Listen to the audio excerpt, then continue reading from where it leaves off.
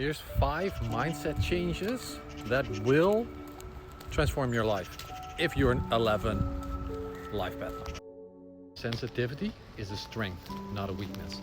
So this is something that can be seen as a weakness as you grow up, because you are so sensitive, other people are not, and it takes a lot out of you.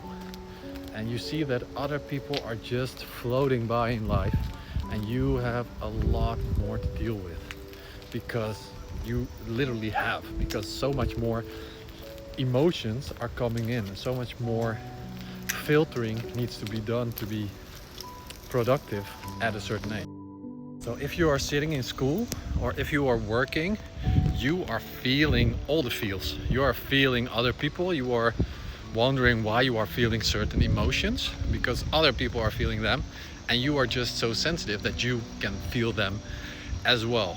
So when you walk into a room, you immediately feel the vibe of the room, and you know that when there's something wrong, you will know it. And that's information you have to deal with. And other people, they don't have that. They walk into a room and they are in a room. I have people that I know that walk into a room, the tension is so thick that you can almost cut it with a knife, so thick this tension is in this room. And they cannot read the room at all. They step into it and they start a funny conversation. And people get annoyed because they think, dude, can't you read the room?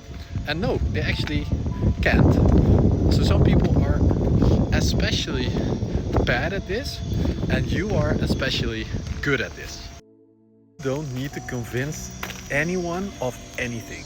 And this is also, it's not your strength, and it's not something that you should even want to do. You live by example, and you are not here to tell people how they should live their life, but you are here to show them, to be an inspirer, to be someone who shows them how it's done, and they can copy you if they want to, but you are not gonna tell them you should do A, B, C, and D. I create some of these videos, yeah, I know, this is one of them. And even this, I'm just trying to inspire you. And it's clickbait titles, I don't care if you do it or not. It's just that I hope that I'm planting a seed and that you can do something with it, and that this helps you grow in any way, shape or form. Number 3, rest is productive for me. That's one of the things that I think is really important, especially for millennials. If you are a millennial or a boomer, or I don't know what else is there with the kind of older people, this is especially important for you, because you have been taught that if you are not actually doing anything, you are not being productive. But as an 11, you need this time. You need to recharge, and you need to really do nothing. You are more of a wave kind of person. You are not meant for a 9-to-5 job. What works for you is you do things. Sometimes it will be for 8 hours, sometimes it will be for 10 minutes, as long as it feels good for you. There's a boulder. And that's all that matters. It's really all that matters. So some weeks you will work 80 hours and other weeks you will work 4 hours. But just do whatever feels good to you. You feel resonance, not pressure. If you are doing things out of pressure, you should stop that immediately, because you are forcing things, and that is not how you work. You work with the flow. You work with just doing things when you are feeling aligned to do that. And yes, there are sometimes things that you have to do that don't really align but need to be done. I'm not really talking about those, because you still have to do your taxes, and I'm never going to feel aligned to do my taxes.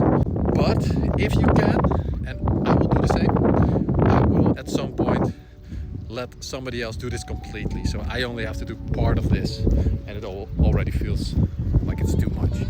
But As a rule of thumb, that is the mindset shift, that you only do things that resonate with you.